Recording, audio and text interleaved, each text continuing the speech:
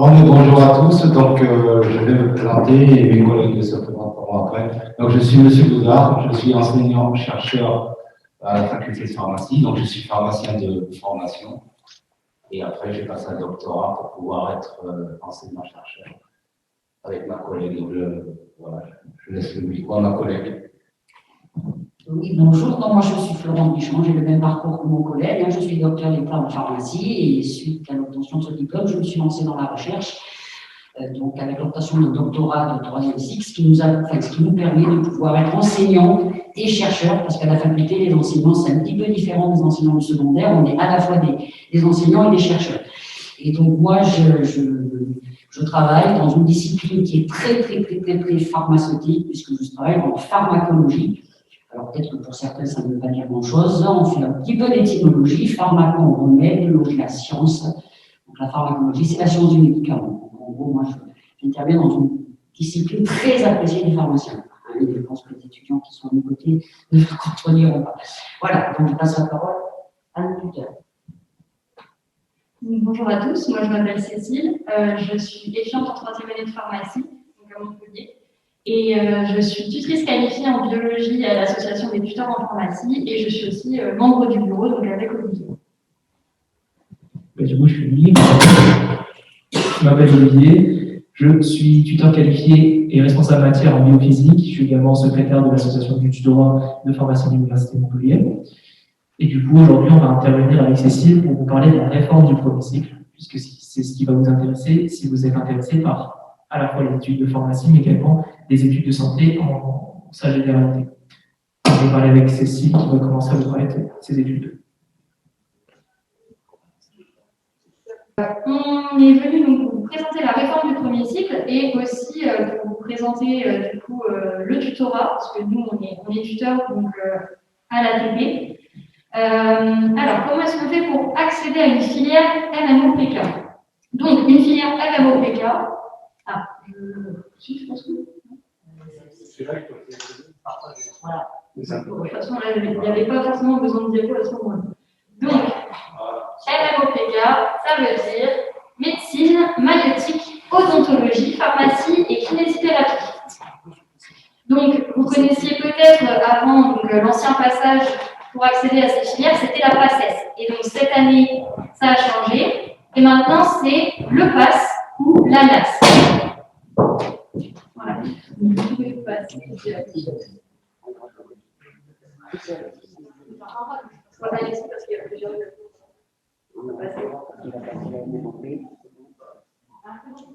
Dans mes classes aussi là. Oui, donc il faut passer encore une et c'est bon. Voilà, super. Voilà. Celle-là, c'est parfait.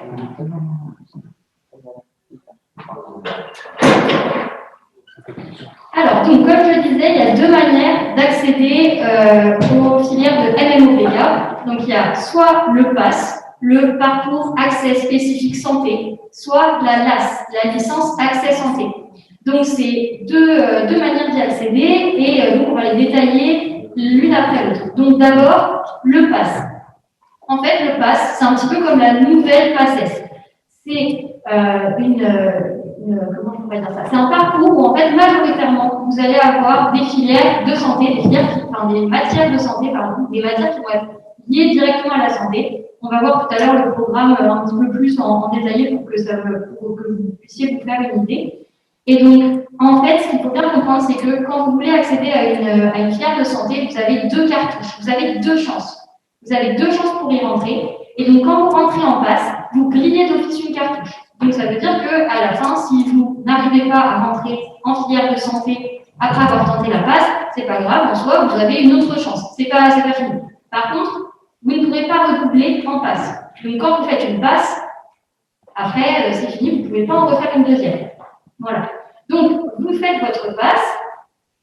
Les étapes d'admission, on les verra tout à l'heure, mais admettons, si on n'arrive pas en PASS, vous passez une année où vous avez deux examens. Vous avez un premier examen en fin du premier semestre et un examen à la fin du deuxième semestre. Donc, si vous avez validé votre année, c'est-à-dire que vous avez plus de 10 en moyenne générale, vous allez pouvoir passer en LAS 2. Donc en licence 2AS, là c'est écrit en bas à droite. Donc en licence 2, parce que du coup vous avez eu en gros vous avez eu une équivalence. Donc votre passe va correspondre à votre première année de licence. Et donc vous pourrez passer en deuxième année de licence et retenter une deuxième fois d'accéder en filière de santé, donc en déposant votre candidature. Et dans ce cas-là, vous allez tenter votre dernière chance, puisqu'on a 2 chances seulement pour entrer en filière de santé. Vous pouvez décider de tenter en deuxième année de licence, ou alors vous pouvez tenter en 3e année de licence. Rien ne vous oblige à déposer votre candidature en 2e année de licence. Vous décidez quand vous la posez, quand vous la déposez. Voilà, donc sur le côté, on vous a aussi écrit qu'il y a 60 CPS. En gros, ça veut dire que vous validez votre année et donc vous passez de la licence 2 à la licence 3. Et donc, ça, c'est pour le pass. Voilà. Et vous voyez qu'à la fin, quand vous êtes en licence 3, si vous validez votre 3e année de licence, même si vous n'êtes pas accepté en filière de santé, vous allez quand même avoir une licence. C'est-à-dire que vous allez avoir 3 années déjà de validée de licence. Donc, vous ne repartez pas avec rien, même si vous n'avez pas eu une filière de santé. Voilà. Alors, ensuite, est-ce qu'il y a des questions déjà sur le pass? Ou est-ce que c'est assez clair? N'hésitez surtout pas. Oui, n'hésitez pas. Vraiment, C'est le moment. ces 4 personnes connaissent sur le bout des doigts cette filière. N'hésitez surtout pas. On verra plus tard. Allez. Ok, du coup, maintenant, la LAS. Est-ce qu'on peut changer de diapositive? Oui, on va faire ça. Si jamais il veut. Alors, donc, si vous ne choisissez pas de passer par le pass, mais que vous décidez d'aller directement en LAS, donc en licence accès santé. Donc, alors, vous vous inscrivez en LAS, il y en a plusieurs, et en fait, ça va être une licence où vous allez avoir une majeure qui correspond à votre licence et vous allez avoir une mineure santé.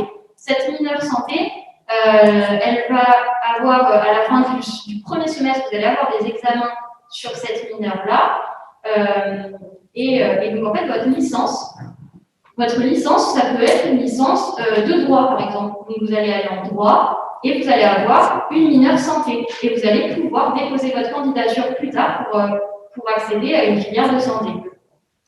Donc, ici, sur ce magnifique schéma, on voit qu'on peut tenter en première année de licence. Oui, c'est celui-là. Vous pouvez tenter donc en première année de licence de déposer votre candidature. Vous pouvez tenter en 2e année ou en 3e année. Et comme pour le pass, vous n'avez que 2 chances, vous n'avez que deux possibilités de dépôt de candidature. Donc, soit vous la déposez en première, en 2e, soit en première, en 3e, soit en 2e, en 3e année. Enfin voilà, vous n'avez que 2 chances, vous ne pouvez pas tenter chaque année. Donc, peut-être qu'il vaut mieux finalement attendre d'être en 2e année pour commencer à déposer sa candidature, pour être peut-être un petit peu plus sûr de ses acquis.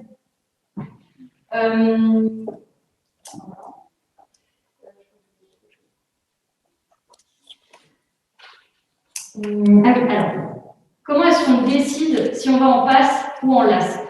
Déjà, ça c'est un petit peu compliqué. Donc, en fait, si vous êtes un étudiant, on va dire, si vous êtes un étudiant qui est assez bon partout, ça va. En fait, sur les filières, sur les matières, en terminale, vous êtes un petit peu à l'aise sur toutes les matières, ça se passe bien, vous êtes un bon élève. On va plutôt vous conseiller d'aller vers le pass, parce que le pass, ça va être une année où vraiment, il va y avoir beaucoup de cours, beaucoup de matières, beaucoup de notions à apprendre, et donc ça demande déjà une bonne base de travail, une bonne capacité de travail, déjà une bonne connaissance de votre propre méthode, même si au final on la découvre beaucoup en pass. Et donc pour ceux qui vont aller en LAS, ça va plutôt être des étudiants qui vont avoir plus des spécialités, enfin des matières qui vont un petit peu plus leur plaire. Par exemple, quelqu'un qui est super fort en mathématiques, et ben, il va plutôt se diriger vers une licence de maths et puis accès santé. Voilà. Comme ça, ça ne va pas le pénaliser d'aller en pass s'il n'est pas très bon en physique. S'il est pourri en physique, par exemple, bah, il peut très bien aller tenter en LAS. Bon, pourri, tout est relatif, mais voilà, c'est l'idée. Et donc, vous voyez qu'à la fin de votre LAS, vous faites vos 3 années de LAS, même si vous ne réussissez pas à passer en 2e année de filière de santé, peu importe laquelle, vous aurez quand même une licence à la fin et vous pourrez ensuite intégrer un master.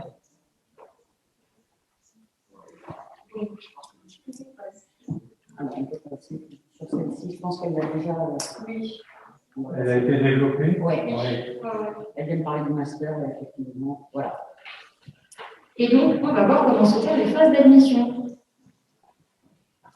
Alors, du coup, on va parler des phases d'admissibilité et des phases d'admission. Donc, c'est une notion qui est un peu compliquée parce que c'est la première année où on retrouve deux phases. Avant, en basse, on retrouvait uniquement la phase d'admission, c'est-à-dire suite au concours, on obtenait un classement qui nous donnait la phase d'admission. C'est-à-dire qu'à l'issue de cette phase d'admission, soit on était admis, soit on était recalé. C'était que deux possibilités. Maintenant, on va retrouver une phase d'admissibilité et une phase d'admission. Alors, la première phase d'admissibilité, en fait, c'est la phase qui va correspondre juste après les résultats des partiels écrits. C'est-à-dire qu'à l'issue du premier semestre, c'est-à-dire des examens en janvier, et à l'issue du deuxième semestre, c'est-à-dire des examens en avril, vous allez obtenir un résultat. Et ce résultat, il va être admissibilité. Pourquoi admissibilité? Parce qu'en fait, il ne va pas déterminer si vous êtes tout de suite admis en deuxième année ou si vous allez devoir réaliser des oraux. Donc, pour la phase d'admissibilité, il y aura une partie des étudiants qui seront en phase d'admissibilité qui vont être directement admis en deuxième année. Alors, ces étudiants admis directement en deuxième année, ils vont avoir une note minimale. Et cette note minimale, elle va être définie par un jury. Donc, 50% des étudiants maximum passeront directement en deuxième année. Et les 50 autres pourcents qui passeront en deuxième année vont devoir passer par la phase d'admission. Où en fait, la phase d'admission va correspondre à des oraux. Alors, un oral qui va évaluer sur quoi? L'oral va évaluer sur des compétences qui sont jugées nécessaires pour accéder à ces études de santé. Donc, malheureusement pour vous, on ne peut pas vous donner énormément de détails sur ces oraux, puisqu'ils n'ont toujours pas eu lieu. Donc, il n'y a aucun oral à Montpellier qui a eu lieu. Donc, sur les autres universités, il y a déjà des oraux qui ont lieu dans certaines facs. Et donc, je peux vous dire que ça va évaluer des compétences qui sont transversales, qui peuvent être de l'analyse de documents, ou toute plein de choses. Et théoriquement, qui ne devraient pas faire appel à vos connaissances. Ou du moins à vos connaissances transversales. Puisque vous aurez déjà été évalué à l'écrit sur chacune des disciplines scientifiques, un très santé. Donc, on ne va pas de nouveau vous refaire passer le même type d'examen. Ce qu'on va demander à l'étudiant dans la phase d'admission, c'est d'arriver justement à faire une coordination des différentes connaissances qu'il a pu acquérir de manière à pouvoir justement passer ses oraux. Donc, comme le disait Olivier, ce sera des analyses de documents, analyse de graphiques, analyse d'articles. Il y aura peut-être même un article en anglais. On est en train de travailler là-dessus, moi, mon pays. Donc, il y aura donc plusieurs oraux, de 2 ou 3.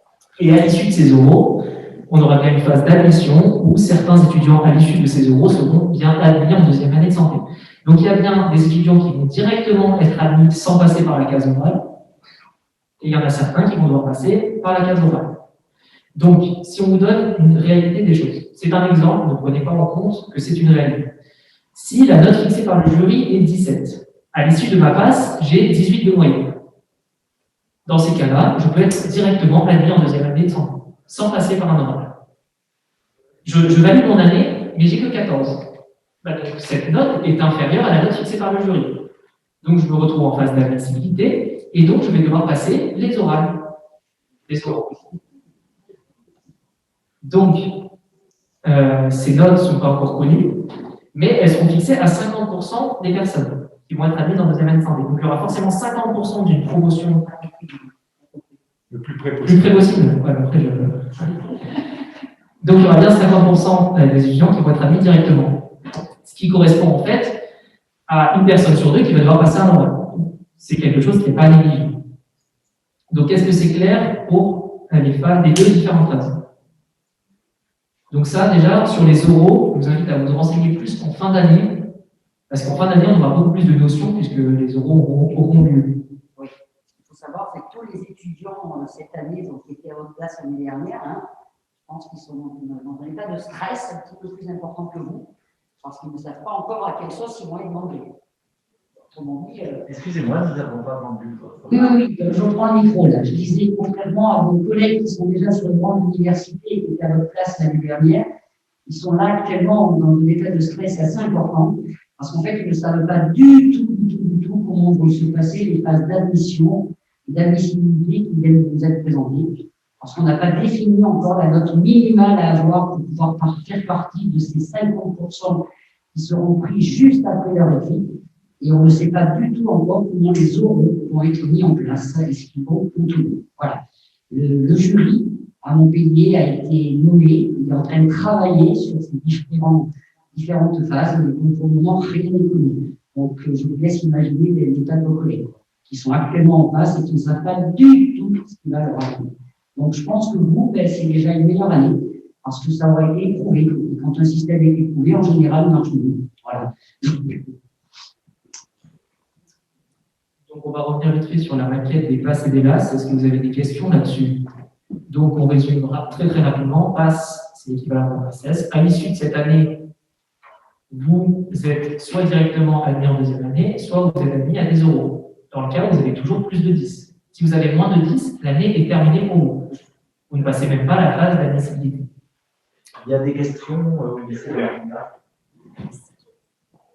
Donc, si vous êtes en LAS, c'est le même concept, sauf que vous arrivez directement en phase d'admissibilité si vous avez validé à la fois votre licence à accès santé, c'est-à-dire la licence de physique, de mathématiques, de STAPS, de droit, d'économie, de tout plein de choses, de culture des mondes antiques et médiévaux, si ça vous intéresse.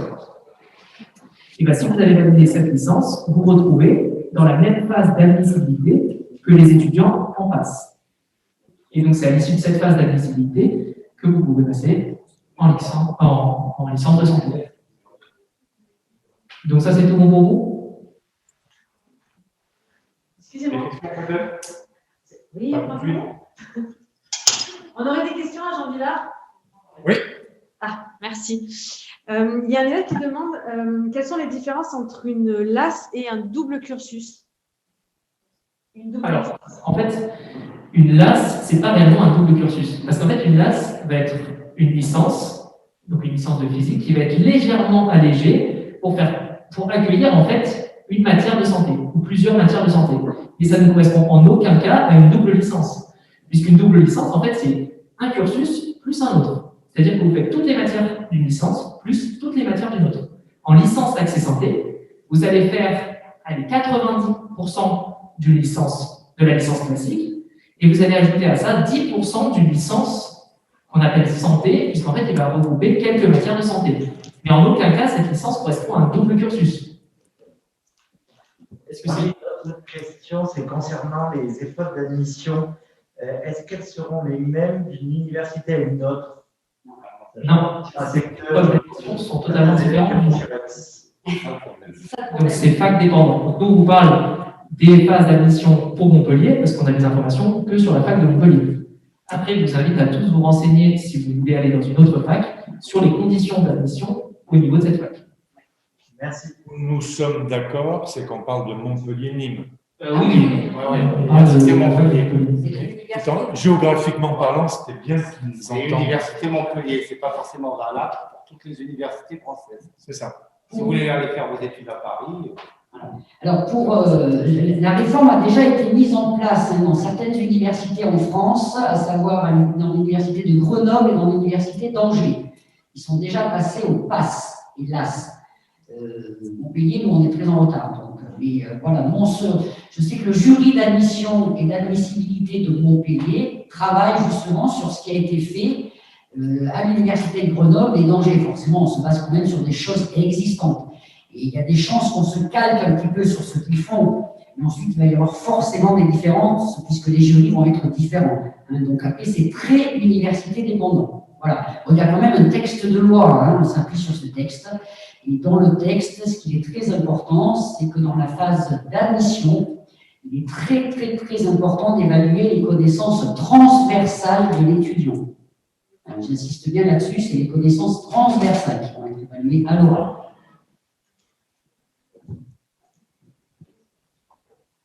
Si vous n'avez pas de questions sur les modalités pour entrer en PASS, on va rapidement voir les programmes de PASS et les programmes de LAS. Alors, on va s'intéresser principalement au programme de la partie mineure pour la partie majeure.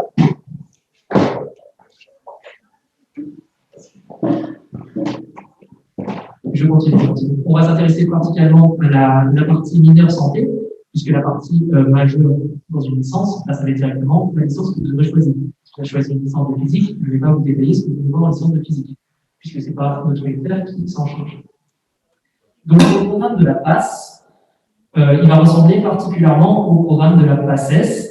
Donc, on va retrouver plusieurs yeux qui sont totalement différentes les unes des autres.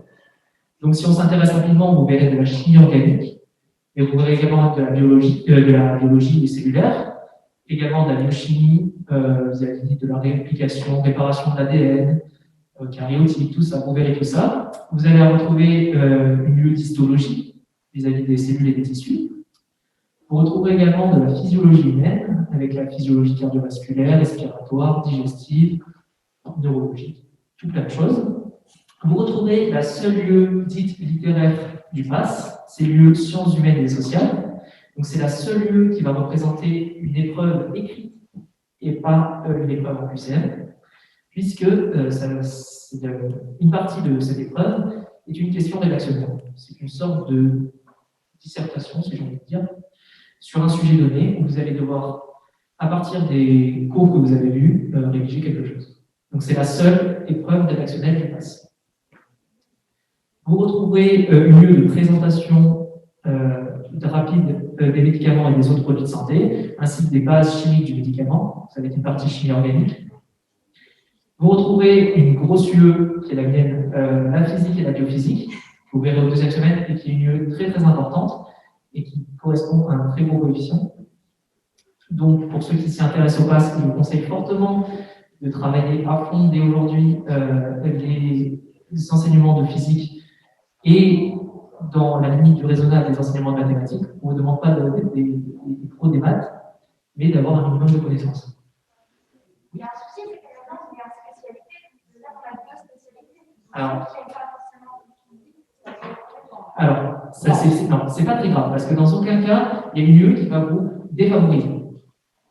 C'est-à-dire que, à part si vous avez vraiment laissé tomber totalement les mathématiques ou la physique, je dis bien totalement, c'est-à-dire que vous n'avez plus jamais fait, là, ça peut être défavorisant. Mais dans aucun cas, ce que vous avez vu au lycée vous avantage vis-à-vis du programme de la base, puisque c'est que des nouvelles choses. Vous n'êtes ni avantagé d'une façon, ni désavantagé d'une autre. Mais il est important, puisque vous retrouvez ces matières, de ne pas être largué dans ces matières. Parce que si vous arrivez en PASS sans aucune notion mathématique, physique, biologique, ça va être compliqué de tout reprendre pour arriver à un niveau standard. Est-ce que tu comprends ce que je veux dire? C'est-à-dire qu'il faut quand même avoir une notion de base. On ne vous demande pas d'être des génies dès que vous arrivez. Il faut avoir une certaine notion de base pour pouvoir plus facilement rentrer dans son année. Parce que l'année de base, c'est compliqué. Et puisque vous avez qu'une seule chance, il ne faut pas arriver et être perdu. C'est le risque à prendre. Si on arrive et qu'on est perdu, on perd directement une année.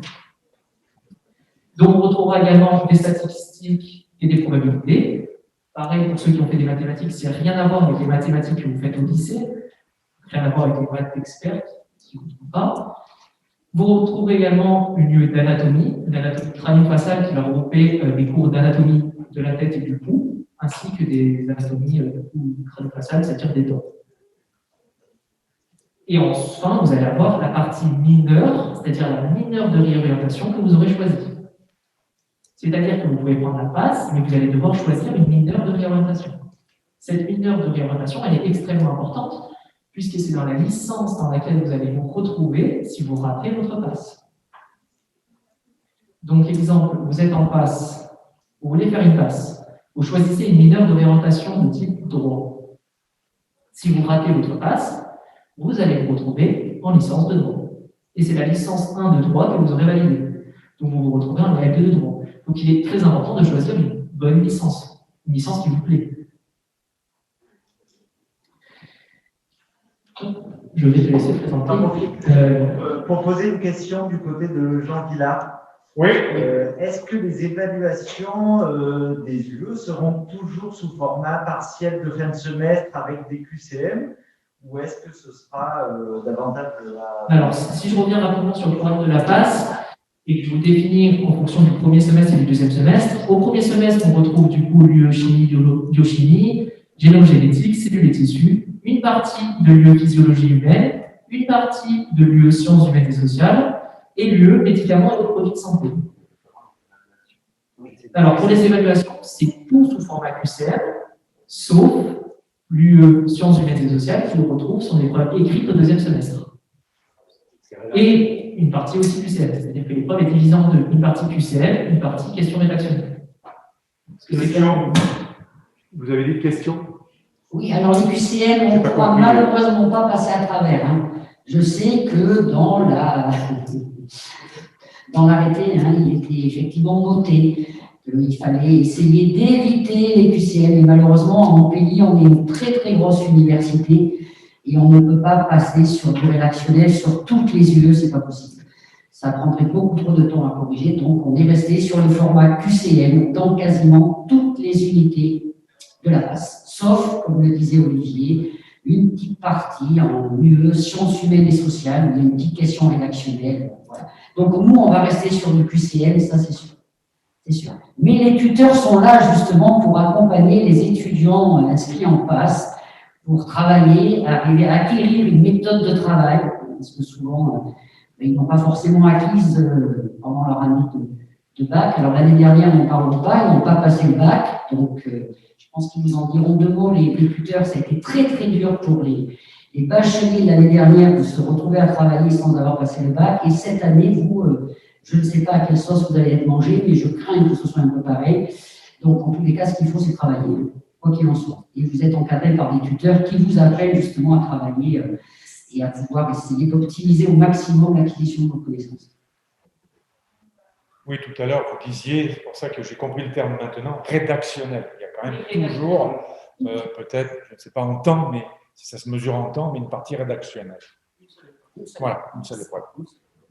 Est-ce qu'il existe aussi des choses en ligne permettant de s'entraîner éventuellement ou de se préparer à l'entrée du PASS? Est-ce qu'il y a quelque chose de possible dans ce sens? Alors nous, en fait, on propose justement, avant l'entrée en PASS, on propose un stage de pré-rentrée, donc qui commence en général mi-août, et donc c'est sur une durée de 2 semaines, et sur laquelle, en fait, on vous présente d'une certaine manière les matières principales du premier semestre pour que vous ayez déjà un aperçu avant la rentrée, que vous ne commenciez pas directement sans aucune base de ces matières-là, parce qu'elles sont quand même assez conséquentes. Et donc, nous, on est là pour vous les présenter, pour vous faire un résumé et en fait commencer un petit peu à vous aider à trouver une méthode de travail qui vous correspondra et à vous entraîner aussi en préparant déjà les QCM, parce que nous, notre rôle, on vous le montrera tout à l'heure, c'est de rédiger des séances pour que vous puissiez vous entraîner, et ça va être des séances qui sont très représentatives de ce qui vous sera posé le jour de l'examen. C'est super important de bien les préparer. Nous, on propose ça tout au long de l'année, mais on propose aussi ça pour le stage de pré-rentrée qui commence mi-août. Voilà. Est-ce que vous pouvez nous dire un mot sur le tutorat? C'est-à-dire, vous... Ah, vous allez venir? Ok, très bien. On termine juste après, on parlera du tutorat. Parfait. Alors, donc là, on a vu les matières que vous avez si vous sélectionnez le PASS. Maintenant, si vous allez en LAS, donc comme Olivier l'a dit et comme je l'ai dit avant, vous allez avoir votre majeur qui va correspondre à la licence dans laquelle vous êtes et votre mineure santé. À quoi est-ce qu'elle va correspondre? Eh bien, vous allez avoir un tronc commun. Donc ça va être les matières en fait que vous allez avoir, peu importe la LAS dans laquelle vous êtes. Donc vous allez avoir une matière découverte du médicament, la matière de physiologie humaine intégrée qui est très très importante aussi. Donc ça, vous allez l'avoir peu importe votre licence. Ouais, il faut que ça arrive. Donc, peu importe votre licence, vous aurez ces 2 matières et en plus, vous allez avoir des matières qui vous dépendent de votre licence.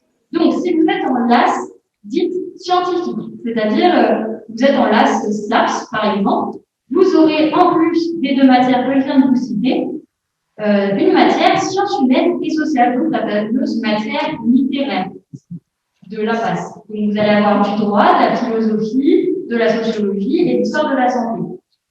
Donc, vous voyez, finalement, vous êtes dans la scientifique, vous allez avoir une matière littéraire pour vous penser. Et du coup, ça va être pareil dans l'autre sens. Si vous êtes en LAS littéraire, vous aurez, en plus des deux matières, découverte du médicament et physiologie, vous aurez la matière, l'unité d'enseignement de la molécule au tissu qui regroupe des enseignements de biologie cellulaire et de biochimie. Donc là, pareil, vous voyez que vous êtes en LAS littéraire et vous avez une matière qui est plutôt scientifique. Donc ça, c'est pour la meilleure santé, du coup, de la LAS.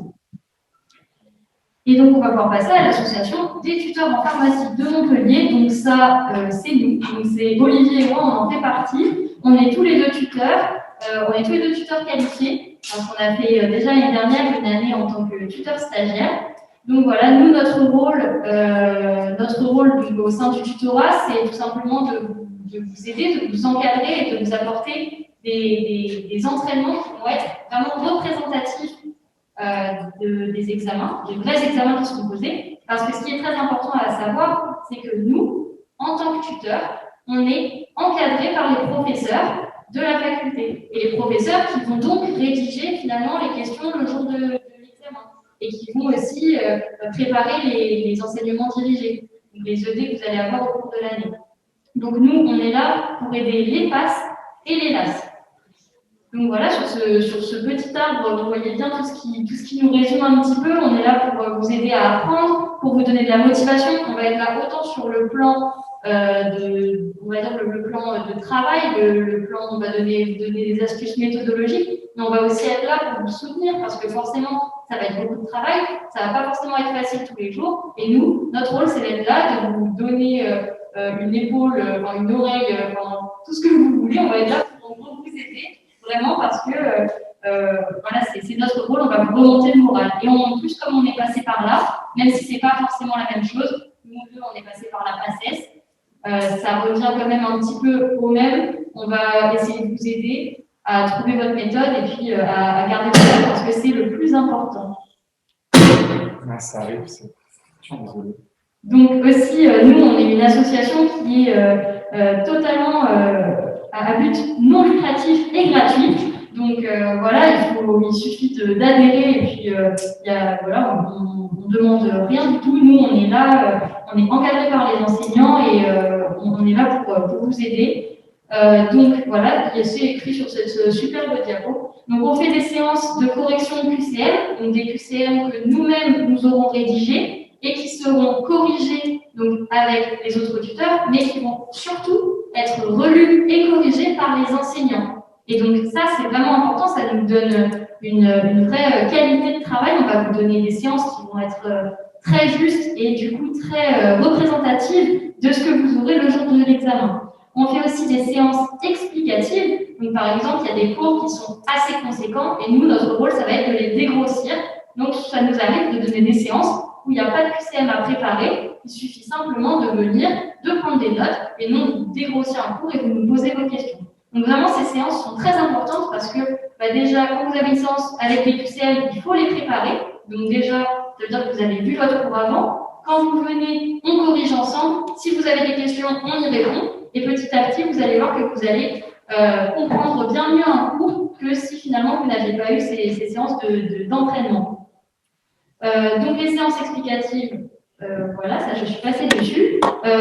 Donc ça vous permet évidemment de vous préparer aux épreuves classantes, donc les examens que vous allez avoir à la fin des semestres, puisque vous allez vous entraîner. Alors les séances de tutorat, elles sont en général, elles ont une semaine de décalage avec les enseignements dirigés. Donc ça veut dire que quand un cours est dispensé, vous voyez votre cours, vous le voyez une première fois, puis une deuxième fois. La semaine d'après, vous allez avoir l'enseignement dirigé, donc qui va être en gros donné par, ça va être plusieurs exercices donnés sur ce cours-là et qui vont être corrigés par des enseignants. Et ensuite, nous on arrive et puis vous faites les QCM et puis ça vous rajoute du coup du travail, oui forcément, mais ce que je veux dire surtout c'est que ça vous rajoute une manière, ça vous rajoute un entraînement qui va vraiment être très très bénéfique et surtout qu'il y a ce rapport entre les PASS et les tuteurs et les LAS aussi, qui fait qu'on a très peu d'écart d'âge et nous, on est passé par ce que vous êtes passé. Donc, on sait tout à fait comment vous conseiller et on est là pour vous. On est tout à fait disposé à répondre à vos questions, quelles qu'elles soient. Et donc, évidemment, il y a les examens blancs que nous, on propose, donc le tutorat. Donc, il y en a un, du coup, au premier semestre et un au deuxième semestre. Il se passe en général un mois avant le vrai examen et ça vous permet un petit peu de vous situer. Est-ce que vous avez assez de 24 heures pour faire tout ça? Oui. Oui, c'est vrai que bon, c'est du travail pour nous, mais finalement, on le fait avec plaisir, sinon on ne serait pas là. On sait que ça a été très difficile pour nous quand on était en PACES, et donc ça semble évident d'essayer d'aider au maximum les nouveaux passes. Voilà. Et donc là, vous avez des petites images qui vous... Alors, juste au-dessus du coup de ce que vous voyez. Donc, vous avez sur votre gauche, vous voyez, ça c'est en gros, c'est une séance ça c'est une séance du tutorat. Donc, en fait, ça va être une suite de QCM que nous, on vous rédige. Et donc, ça ressemble à une séance. Ensuite, la photo du milieu, c'est quand on donnait les séances en présentiel, du coup, l'année dernière. Maintenant, on a très bien su s'adapter, comme vous le voyez ici, là. Donc, la troisième photo, ça, c'est une séance qui est donnée sur Zoom. Donc, vous voyez qu'on a très bien su s'adapter, malgré confinement, couvre-feu, distanciel. On s'est tout à fait adapté à Zoom et voilà. Et donc, sur la droite, c'est une photo d'une colle hebdomadaire parce que moi, dans ma matière, donc c'était une matière de biologie. Quand on était en PACES, c'était une matière qui était, au tutorat, on faisait des entraînements tous les lundis. Donc on se retrouvait tous de notre équipe dans un amphi, et il y avait les PACES qui venaient pour du coup s'entraîner comme dans des vraies conditions d'examen en fait, et à la fin ils avaient un classement. Mais bon là c'était pour les PACES. Donc on corrigeait et à la fin on sortait un classement. Et donc là, cette année, du coup, ça a changé. Nous, on en a toujours fait, je crois, des colles quand même. Mais au S2, c'est pareil, vous avez aussi une colle hebdomadaire dans une matière et ça vous permet vraiment de vous entraîner, de voir votre note et de vous situer. Et c'est des colles qui portent seulement sur un chapitre. Du coup, en général, c'est le chapitre de la semaine. C'est le chapitre qui va correspondre à la séance de correction qui va suivre. Voilà. Et donc, je pense que j'ai à peu près tout dit sur le tutorat, sauf si j'oublie quelque chose. Et donc, n'hésitez pas à nous contacter pour plus d'informations, parce que nous, on est tout à fait actifs sur les réseaux sociaux. Donc, voilà, la diapo apparaît. Donc, vous avez notre adresse mail, notre Facebook, notre Insta, notre Twitter et notre TikTok. Voilà, n'hésitez pas à nous jeter un petit coup d'œil. On rigole bien, c'est assez sympa. Donc, voilà. Une petite question. Si je m'inscris sur l'université de Nîmes, je comprends que l'association se trouve sur Montpellier. Qu'est-ce qui est prévu pour les présentiels, pour les séances explicatives? Tout d'abord, je veux dire, pourquoi on s'appelle l'association des tuteurs en pharmacie? Pas du tout parce qu'on prépare les gens au concours de pharmacie, mais parce qu'on est justement situé sur l'UFR de pharmacie. Alors, il faut savoir qu'à Montpellier, les étudiants en PASS sont répartis sur 3 UFR. L'UFR de médecine de Montpellier, le site Arnaud Villeneuve, le site de l'UFR de médecine de Nîmes, et également le site de l'UFR de pharmacie de Montpellier. Alors du coup, on s'appelle l'association des tuteurs en pharmacie parce qu'en fait, on est sur ce site-là. Donc, il existe donc 3 tutorats, puisqu'il existe 3 sites différents. Mais tous ces tutorats fonctionnent en intersite, c'est-à-dire qu'en fait, toutes les séances qu'on propose sur un site sont rédigées en réalité par les 3 sites. Et donc, c'est la même correction qui est proposée sur les différents sites. Tous les lundis midi, ça sera la même colle qui sera dispensée sur les autres sites, puisqu'on propose la même préparation, en souci d'équité, au concours, à l'examen classant, c'est plus important. Donc, si on revient, si vous inscrivez sur l'UFR de pharmacie, vous aurez également des séances d'anatomie qui seront réalisées, bien évidemment, par des tuteurs de médecine. Et si vous êtes à l'UFR de médecine, ça sera des tuteurs de pharmacie qui viendront vous présenter le base chimique du médicament. Donc, c'est un travail qui fonctionne toujours en intersite. Donc, peu importe le site que vous choisirez, quand vous allez devoir vous inscrire, vous aurez toujours le travail des tutorats. Et donc, évidemment, lors de votre inscription, je vous invite tous à vous intéresser au tutorat qui concerne votre site. Si vous inscrivez à Nîmes, n'hésitez pas à aller voir le tutorat santé de Nîmes, qui propose également les web services cliniques. Voilà, est-ce que j'ai répondu à votre question? Merci, oui, merci. Oui. C'était une précision quand même importante.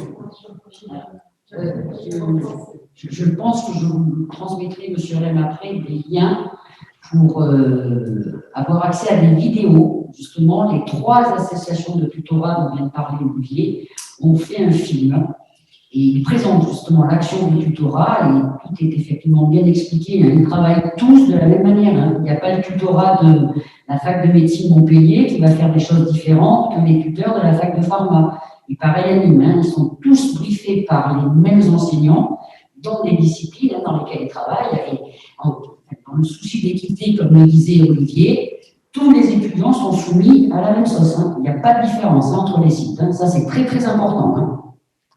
Je voulais simplement rappeler à nos étudiants ici présents et à Jean Villard qu'effectivement, nous avons créé pour ces JMF 2021 un site internet qui s'appelle jmfbagnol.fr et en page de garde, vous avez un lien YouTube et un lien live. Ce qui veut dire que dès que Madame Bichon m'aura transmis ces vidéos, bien entendu, vous les retrouverez aisément et à volonté sur la chaîne YouTube. Donc, vous rentrez par le site et sur la page de garde, vous avez les 2 liens. Donc, n'hésitez pas. Il y a déjà beaucoup d'informations sur Pharma et on va en rajouter. C'est pour ça qu'aussi, Madame Bichon, Monsieur Boudard et Cécile et Olivier, n'hésitez pas à m'envoyer des liens parce que automatiquement, ils seront disponibles pour vous sur cette chaîne. Est-ce que Jean Villard a des questions? Oui. On avait une petite question pour revenir sur la LAS. Dans le tronc commun, il y a donc l'unité découverte du médicament et physiologie humaine. On ne t'entend pas, Tara. Tu es trop loin du micro. Ok, 2 secondes, j'arrive. C'est mieux là? Oui, c'est bon. Ah, là, c'est pas mal. Ok, donc la question c'était, en LAS, il y a donc 2 modules santé dans le tronc commun, donc découverte du médicament et physiologie humaine. Et la question c'était, est-ce que quand on monte en 2e année de LAS ou en 3e année de LAS, ce tronc commun, est-ce qu'il change au niveau des thèmes? C'est une très bonne question. Et je pense que, à l'usage, ça peut, mais là, je ne peux pas vous répondre. Je ne peux malheureusement pas vous répondre. En revanche, ce qu'il faut savoir, et aussi ça va être précisé dans les modalités qui sont en cours de rédaction, c'est que si c'est validé en L1, mettons, mais que l'étudiant n'a pas forcément l'accès santé validé, il y a peut-être la possibilité de la capitalisation de ce qu'il a fait l'année d'avant. Vous voyez ce que je veux dire? Puisqu'on est sur des ECTS. Vous savez que les ECTS, une fois qu'ils ont été validés, ils sont capitalisés à vie. Donc, mais ça, je ne peux pas vous en dire plus. Ça sera dans des modalités qui vont être précisées, j'espère, incessamment sous peu. Une autre question, Tara? Alors, je vais demander, est-ce que vous avez d'autres questions? Non? Sûr? Non, pour nous, c'est bon. Oui, vous m'entendez? Rapidement, parce que je pense qu'on va... Non, mais ne vous inquiétez pas, on ne coupe pas. Pour nous, c'est bon, on a posé toutes nos questions.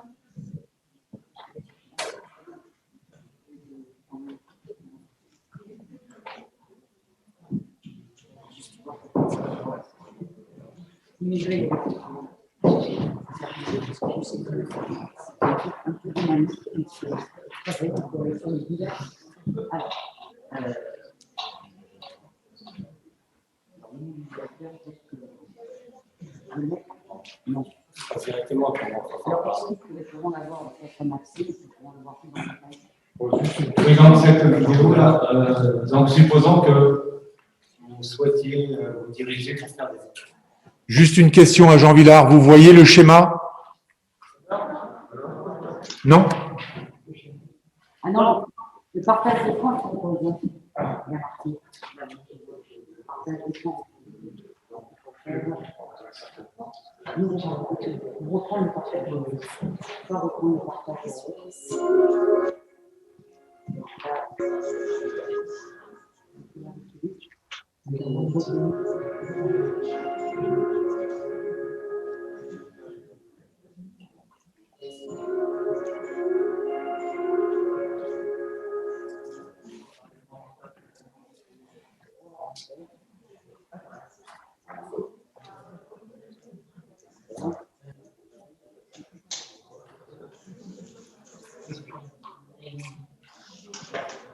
Est-ce que c'est bon, Jean-Billard?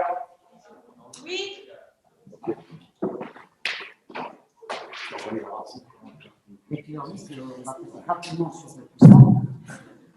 Donc, je vais à présent vous présenter, donc supposons que vous ayez réussi brillamment le pas sur le LAS, quel que soit le parcours par lequel vous êtes passé. Donc, vous allez rentrer en deuxième année, donc attention, on va vous parler que des études de pharmacie, pas de médecine, ni d'odontologie, ni de maïeutique, ni de séjournement. Donc, vous, on est spécialisé en pharmacie. Donc, on va vous montrer, quand vous allez rentrer en deuxième année de pharmacie, donc vous allez voir les études de pharmacie. Donc, vous allez avoir ce qu'on appelle un tronc commun. Donc, ce tronc commun, c'est ce qu'on appelle la formation commune de base. Vous allez avoir un certain nombre de cours magistraux, d'enseignement de TD et d'enseignement de travaux pratiques qui correspondra à la deuxième année, donc ce qu'on appelle DFGSP 2. Donc, ça, c'est la deuxième année de pharmacie. Et à chaque année, de toute façon, quelles que soient les années de pharmacie, vous avez deux examens au semestre 1 et au semestre 2. Des examens ont lieu généralement en décembre et au mois de mai. Hein. Voilà, pour les 2 semestres. Si vous réussissez votre deuxième année, vous passez en troisième année. Hein, et donc là, pareil, vous avez toujours la formation commune de base. Alors, généralement, deuxième année, c'est des notions générales de biologie, de chimie, de botanique. Quand vous arrivez par contre en troisième année, c'est plus des enseignements qui sont dirigés vers la pathologie et les médicaments. C'est-à-dire qu'on se spécialise plus dans le côté pharmaceutique. Si vous réussissez votre troisième année, donc vous allez attaquer la quatrième année. Et donc la quatrième année, elle va être coupée en deux. Le premier semestre sera commun à tous les étudiants qui font en pharma. Par contre, à partir du deuxième semestre, donc vous aurez plusieurs options selon vos affinités. Donc, soit vous voudrez faire de l'officine, c'est-à-dire vous destinez à faire de pharmacien d'officine, soit vous destinez à faire une carrière dans l'industrie pharmaceutique, soit vous voulez faire une carrière dans la recherche, ou alors préparer l'internat. Donc, l'internat, c'est tout simplement un enseignement qui va vous permettre d'aller après à l'hôpital. Et l'avantage de l'internat, c'est que bon, c'est plus long, mais ça vous allez être payé. Donc, c'est pas mal. À la fin de la quatrième année, donc vous avez donc ce choix à faire hein, au semestre 2, et après, vous allez passer en cinquième année. Donc, en cinquième année, pareil, on retrouve les mêmes options, option officine, option industrie, option recherche et option internat. Et en cinquième année, donc la particularité de la cinquième année, c'est que vous allez avoir 6 mois de stage à l'hôpital, donc dans les hôpitaux universitaires, principalement, qui sont aussi rémunérés. Et donc là, vous avez, pour ceux qui feront l'internat, qui prépareront l'internat, oui, parce que l'internat, c'est un concours national. Donc, à partir de la cinquième année, ils pourront présenter. Donc, ce concours, on peut le présenter 2 fois au cours de nos études. Donc, ils peuvent présenter l'internat en cinquième année. Et s'ils le réussissent, tant mieux. S'ils le ratent, ils pourront le représenter en sixième année. C'est ça? Oui, c'est ça. Voilà. Donc, on va revenir sur les filières de spécialisation. Mais c'est la même chose. Ouais, donc, voilà. On n'est pas loin de Non, on est voilà. La filière en quatrième année. Voilà, donc après la cinquième année, vous avez la sixième année. Donc la sixième année, c'est principalement des stages. Donc ceux qui feront officine, vous aurez 6 mois de stage dans l'officine. Ceux qui auront choisi l'industrie, ils auront 6 mois de stage dans l'industrie pharmaceutique. Ceux qui auront choisi la recherche, ils feront 6 mois de stage dans un laboratoire de recherche. Alors, autre possibilité, c'est qu'en sixième année, vous avez la possibilité après de pouvoir faire ce qu'on appelle le master 2. Hein, et donc ça dépendra donc, du choix dans lequel vous vous destinez. Quelle que soit la filière que vous aurez choisie, que ce soit officine, industrie, recherche ou internat. Tout le monde aura exactement le même diplôme, c'est-à-dire on devra passer le diplôme d'état de docteur en pharmacie.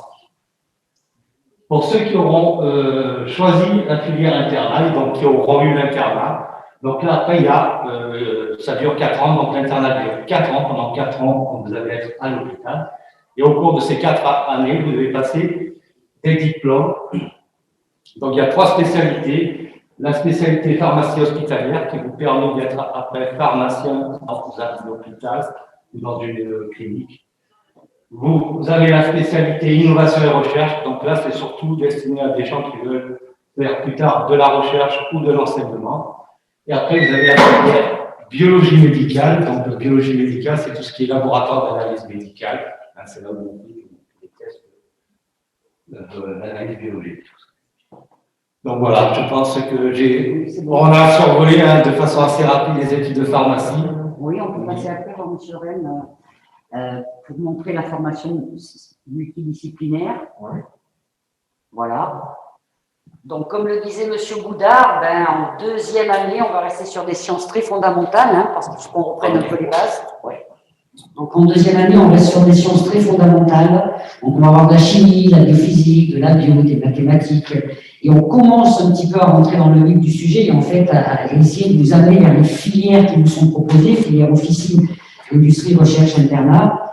Lorsque vous arrivez en 3e année, et là vous commencez à faire des matières beaucoup plus spécifiques, telles que de la bactério, de la viro, de la parasito, de l'immunologie, de la mycologie, de la botanique. Et puis bon, on est toujours aussi dans les techniques très innovantes, donc il y a pas mal d'enseignements aussi en biotechnologie. Et essentiellement en biotechnologie pour vous présenter toutes les nouvelles méthodes pour obtenir les biomédicaments, notamment les anticorps monoclonaux, qui sont des classes de médicaments très à la mode en ce moment. Et puis après, vous allez rentrer sur des sciences purement pharmaceutiques. Alors pareil, 3e, 4e et 5e, 6e année d'études, où là, vous allez faire de la galénique. Alors la galénique, c'est la science du pharmacien. Monsieur Galénin, c'est un grand pharmacien. En fait, la galénique, c'est mettre en forme le médicament. Est-ce que le médicament sera un suppositoire, des granulés, des comprimés, des gélules, voilà. La galénique, mais toujours avec le souci d'essayer d'optimiser l'efficacité d'un médicament. Donc ça, c'est une matière, enfin moi, que j'adore, parce qu'en fait, c'est comment mettre en forme pour essayer de donner peu de médicaments, mais qui va être très efficace. Voilà. Donc on se sert. Et ça, c'est. Alors la pharmacologie, c'est ce que j'enseigne, la science du médicament. Donc on apprend aux étudiants quelles sont toutes les cibles dans l'organisme qui vont permettre à un médicament d'être actif. Ça, c'est forcément très intéressant pour le pharmacien. Comme je dis, c'est plus ou moins la discipline du pharmacien, la pharmacologie. On n'a pas beaucoup de mal à intéresser nos étudiants sur cette discipline. Pharmacologie, extrêmement intéressant. Alors ça, c'est une discipline, je pense, que vous ne connaissez pas pour beaucoup. Pharmacon, toujours pas l'air il y a un remède. Donc en fait, dans cette discipline, on va chercher dans un monde très particulier qui est le monde végétal. On va aller chercher les principes actifs qui pourraient être utilisés dans la prise en charge de certaines maladies. Alors, je vais vous donner un exemple tout simple. La pervenche de Madagascar, c'est une belle plante. Et bien, les anticancéreux, la vincristine en particulier, qui reste un traitement très largement utilisé aujourd'hui encore dans la prise en charge de certains cancers. Et voilà. Donc, on va chercher dans les plantes, donc dans des matrices très naturelles, des molécules qui pourraient être actives sur certaines pathologies. Et puis j'imagine que vous écoutez la télé en ce moment, vous avez entendu parler de la colchicine, substance d'origine végétale, qui pourrait peut-être prendre en charge la partie inflammatoire de toutes les pathologies induites par la Covid. Donc voilà, les plantes sont une source potentielle de médicaments. Donc la pharmacologie, belle discipline dans nos sciences pharmaceutiques. Après, la chimie thérapeutique, alors là, forcément, ça, c'est aussi très important pour le pharmacien. C'est-à-dire que là, on n'est plus dans la plante, on est vraiment dans la molécule de synthèse. Et on va apprendre à nos jeunes étudiants, à chacune des structures chimiques, quelle va être la partie de cette structure chimique qui va être à l'origine d'un effet thérapeutique et voire même, dans certains cas, d'effets indésirables. Donc là, c'est vraiment de la chimie appliquée à la thérapeutique. Alors, on a aussi beaucoup de pharmacie clinique, c'est très important parce que nos étudiants vont aussi à l'hôpital, comme vous le disait M. Boudard. Donc, il est important qu'ils sachent aussi maîtriser toute l'approche du médicament en clinique. Et puis le droit et la réglementation, parce que le métier du pharmacien est un métier extrêmement réglementé, donc il y a également aussi beaucoup d'enseignements de droit et de réglementation. Voilà donc en gros, pour vous montrer combien nos formations, parce qu'on a plusieurs filières, sont très multidisciplinaires. Voilà, c'est ce qui fait l'originalité de nos parcours. Et alors, si au-delà de ça, vous imaginez la multitude de métiers qui vont découler de toutes ces disciplines que vous apprenez pendant tout votre cursus lors de vos études de pharmacie. Alors après, je crois qu'il y avait des illustrations d'enseignement de TP-TD. Donc voilà, donc là, ce sont les TP de botanique et d'écologie, là, en toxico, analyse, des travaux dirigés dans des salles assez innovantes. Vous voyez, les chaises sont sur roulettes, les tables aussi, on peut écrire sur les murs. Enfin bon, si on a des salles de pédagogie vivante, c'est assez sympa. Là, ce sont des travaux pratiques d'immuno, Fred, je pense, immunologie. Là, c'est aussi, là, c'est de la chimie, et là, de la bactérie. Enfin voilà. En pharmacie, on fait beaucoup de travaux pratiques quand on arrive en deuxième année, bien sûr, et de travaux dirigés, mais beaucoup de travaux pratiques, en plus des stages. Donc ensuite, alors les stages, justement, on peut le regarder rapidement, mais je ne vais pas les détailler. Je vous invite à aller regarder ce diaporama sur le site de la faculté de pharmacie de Montpellier. Vous allez le trouver, il est en première page de la fiche de notre site. Comme ça, vous pouvez le regarder dans le détail. Là, pour chaque année, on a mis les stages pour chaque filière. Donc, la filière officine, la filière industrie, la filière recherche et la filière internat. Dans chacune de ces filières, on vous a mis les stages, il y a énormément de stages. Chaque année, il y a quasiment un stage, dès la 4e année. 4e, 5e, 6e. D'accord? Et même en deuxième année. Et même en deuxième année, c'est vrai. Et donc, après un diplôme unique, bien sûr, parce que quelle que soit la filière que vous allez faire, on est tous docteurs d'État en pharmacie. Donc ça, c'est notre serment de la faculté de pharmacie. Nous passons des thèses, donc si vous regardez bien, vous nous reconnaissez, mon collègue, voilà, on fait passer des thèses, c'est très protocolaire. C'est un moment très important dans la vie de nos étudiants, qui malheureusement, ce moment, cette période un petit peu de crise sanitaire, voilà, on a pu partager ces moments importants qui clôturent leurs 6 années d'études et qui étaient pour eux et leur famille surtout un moment très important. Enfin voilà, c'était pour vous montrer un petit peu le protocole. Alors ensuite, on peut revenir peut-être totalement. Voilà. Alors les filières et les débouchés, ça je pense que c'est important, très important. Donc on a fait ce qu'on appelle un arbre de vie. Donc vous voyez, filière officine avec tous les métiers vers lesquels vous pouvez accéder en filière officine. L'industrie, alors l'industrie, je pense que c'est une des filières dans nos études qui offre le plus de débouchés. On verra peut-être rapidement sur la diapositive. La filière internat et la filière recherche. D'accord? Alors la filière officine, je pense qu'il ne faut pas être trop réducteur quand on parle d'un pharmacien d'officine, d'autant que le pharmacien d'officine aujourd'hui, alors là on vous a rappelé la filière, les métiers, les spécialisations aussi. Le pharmacien aujourd'hui, en fait, il occupe une place qu'il a occupée il y a quelques années et qu'il n'occupait plus. Il avait perdu un petit peu de sa crédibilité peut-être, et aujourd'hui il a de nouvelles missions qui lui permettent d'être au premier plan. Je pense que vous l'avez vu, notamment avec la Covid, ils ont pris en charge de la vaccination, ils réalisent des tests de plus en plus, et vraiment le pharmacien est devenu un professionnel de santé dans le parcours de soins des patients extrêmement important. C'est celui qu'on peut aller voir tout le temps. Une officine est ouverte tout le temps. Chez un médecin, il faut prendre un rendez-vous, c'est beaucoup plus compliqué. Donc le pharmacien aujourd'hui a une place extrêmement importante auprès des patients pour les encadrer, les accompagner au mieux dans la prise en charge de leur pathologie.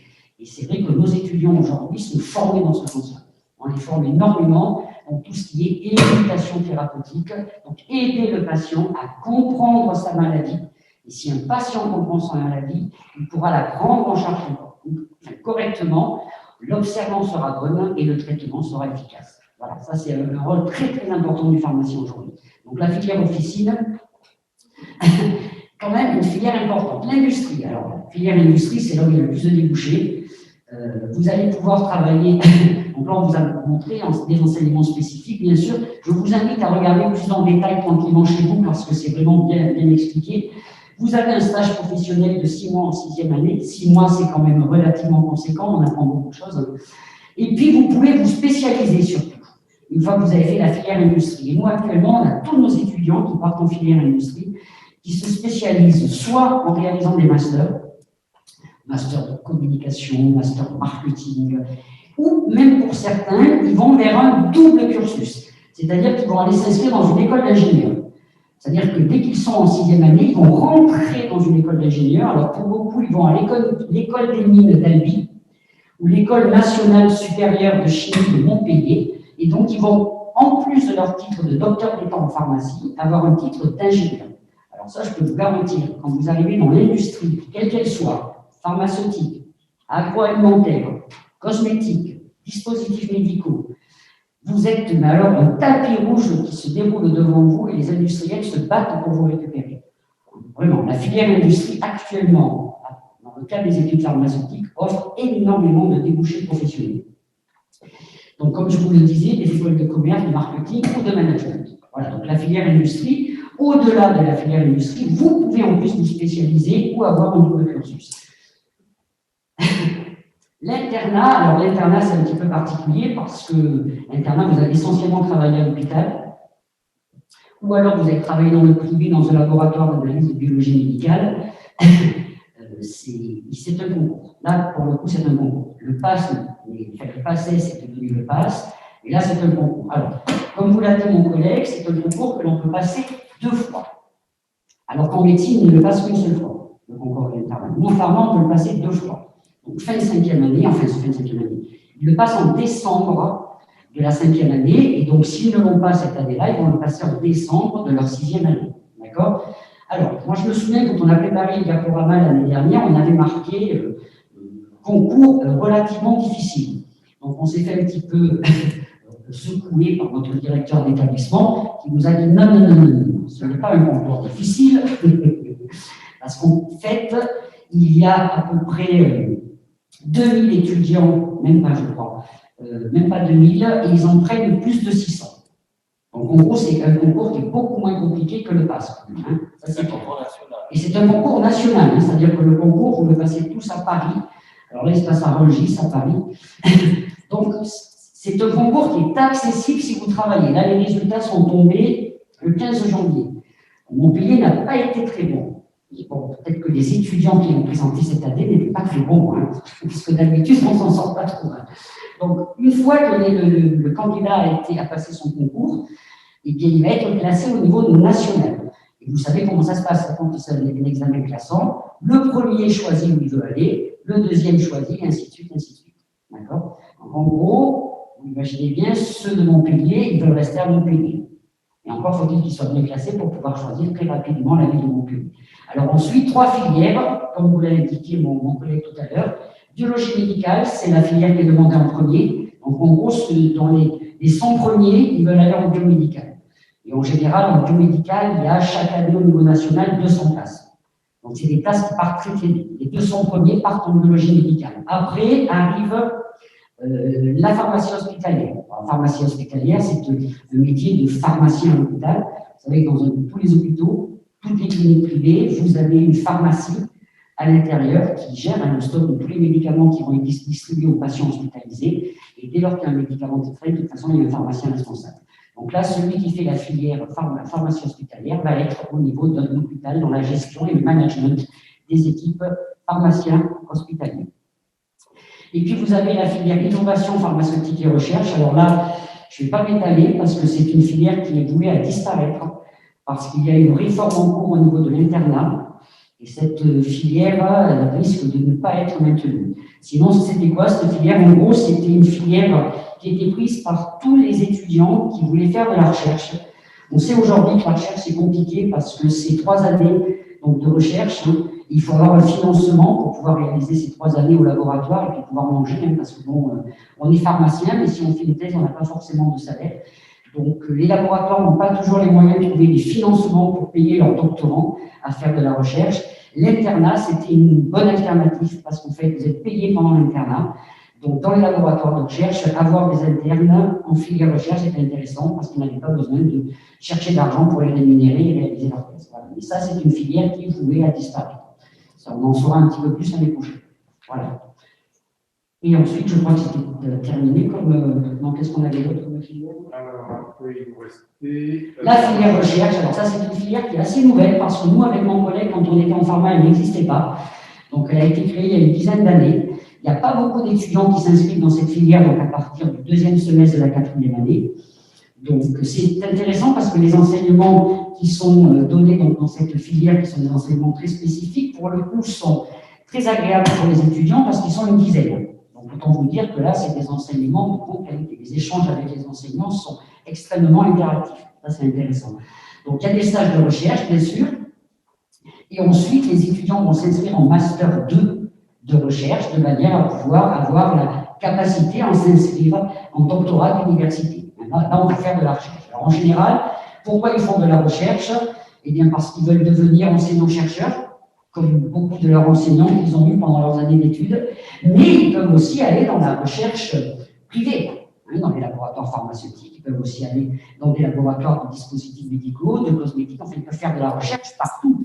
Il n'y a pas que le secteur public qui va être réservé à un étudiant en pharmacie qui fait de la recherche. Tous les secteurs sont ouverts.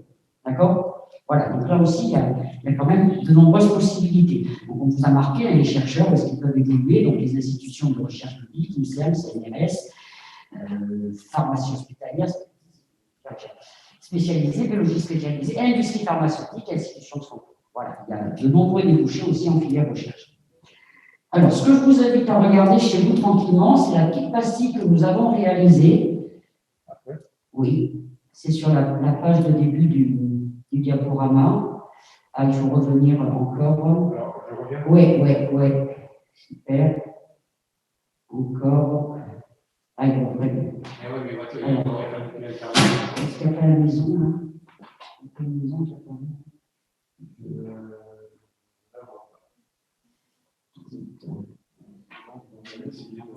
Quoi, c'était le témoignage? Les témoignages, oui.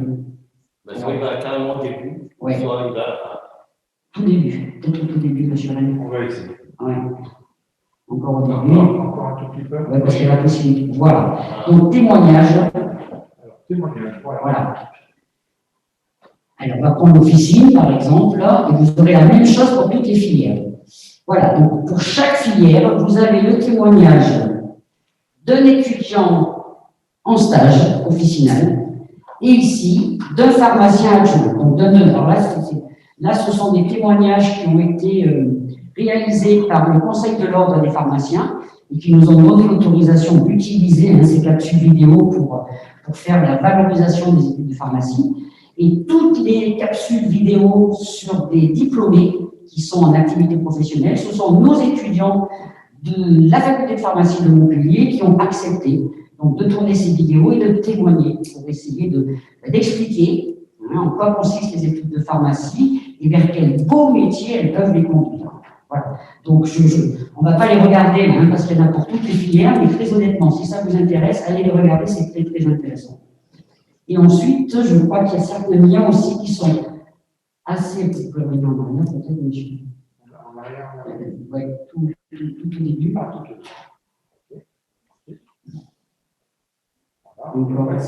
Voilà. Les liens utiles, parce que ça, c'est très important aussi. Quand on veut aller vers les études de... Oula, ça va être un peu gros, là. Comment est-ce que je fais ça? on va faire en sorte de corriger. Si j'y arrive, a priori pas. J'ai plus la main sur mon zoom. Donc on va se débrouiller en latéral.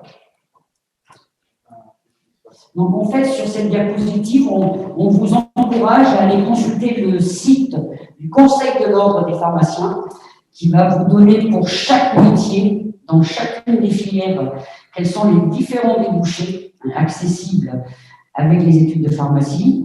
On vous donne également le lien d'un site qui s'appelle le LEM, les entreprises du médicament.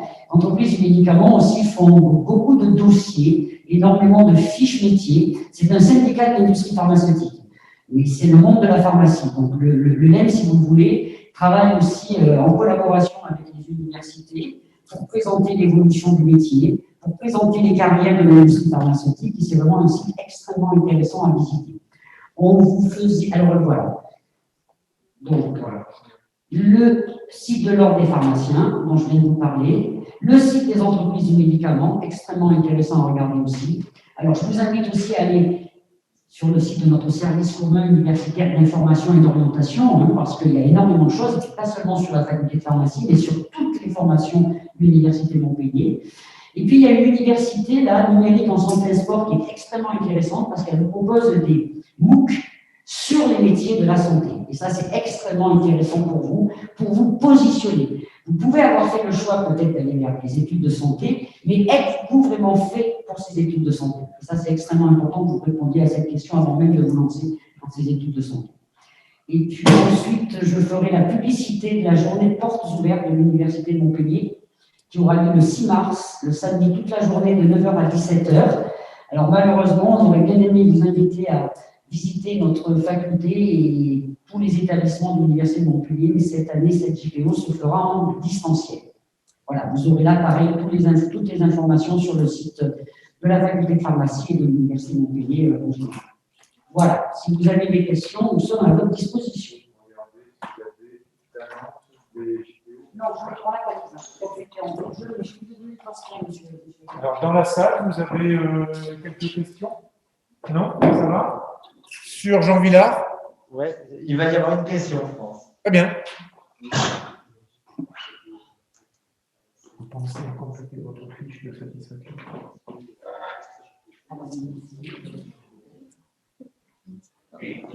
C'est un jeune qui demandait si cela changeait quelque chose, si, comme vous avez expliqué que sur l'Université de Montpellier, il y avait 3 sites, donc à savoir pharmacie, médecine et Nîmes.